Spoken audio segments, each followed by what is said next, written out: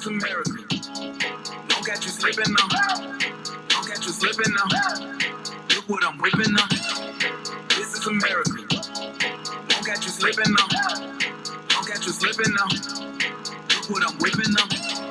This is America. Don't catch you slipping up. Look how I'm living up. Police be tripping up. Yeah, this is America. Guns in my area. I got the strap. I gotta carry it. Yeah, I'ma go into this. Yeah, this is Gorilla. Yeah, I'ma go get the bag. Yeah, or I'ma get the bag. Yeah, I'm so cold like, yeah. I'm so dull like, yeah. We gon' blow like, yeah.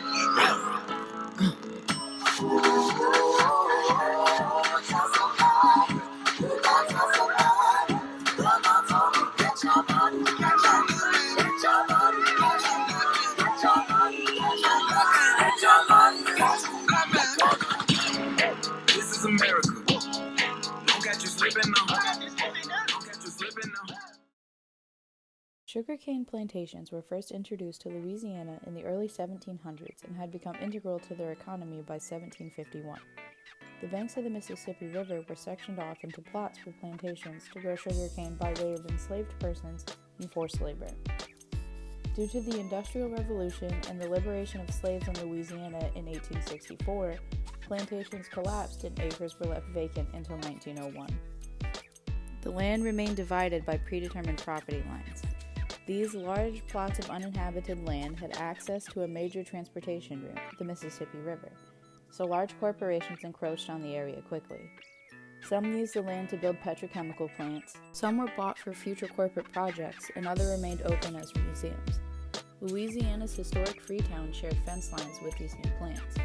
Those that remained open as museums engaged in history erasure by refusing to acknowledge slavery in tours and marketing themselves as celebratory destinations. The petrochemical companies used their money to sponsor events to maintain public relations. After all, they did just build their empire on top of Black history. It's the least they could do.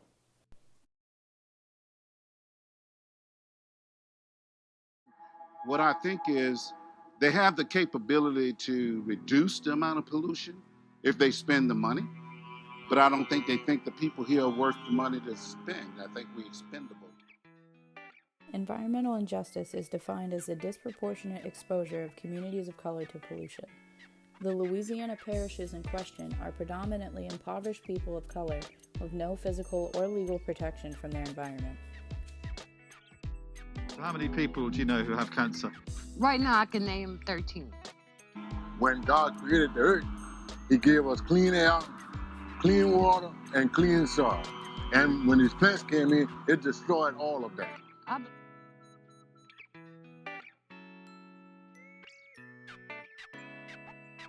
Residents of the area are no strangers to cancer or respiratory diseases. Residential homes are only yards away from sprawling industrial plants. Winds carry emissions for miles, and some residents report chemical residue on their lawns and homes. Dow Chemical Corporation buried 46,000 tons of toxic waste between 1958 and 1973 on 30 unlined acres, compromising soil health and potentially drinking water. They have yet to recover this toxic waste site.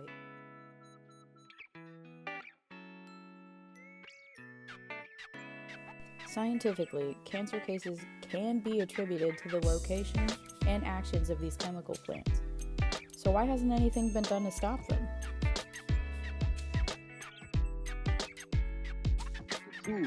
They want to add another chemical plant to our area. You already know we're dying, we have cancer, we're sick, and you're going to bring another one in here? This is going to be Formosa Plastic right here from that pole over there to that blue sign down here. And as you can see, you got Amstar in operation, you got Mosaic in operation. The petrochemical industry makes a lot of money for the U.S. economy. Many of the industrial plants located in Cancer Alley are granted tax breaks to maximize their profits. No legal action has been taken because it benefits the people that the system is designed for. Corporate America is seeing cash flow, so collateral damage doesn't matter. The residents of these communities do not have the resources to leave their homes and are therefore at the mercy of these large corporations, who are profit-focused. People are being sacrificed for monetary gain. The situation is an issue of morality, which in today's climate is often left to the wayside. I want to get away from here. This is not going to be a place for us to live and raise our children and grandchildren because of this pollution. Amount of money they want to give you, you don't have enough money to move. So, what do you do? What can you do? When corporate America has its knee in your neck,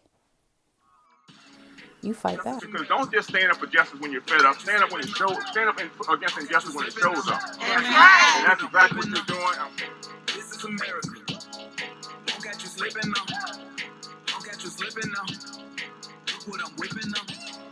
This is America. Don't catch you slipping now. Look how I'm living now. Police be tripping now.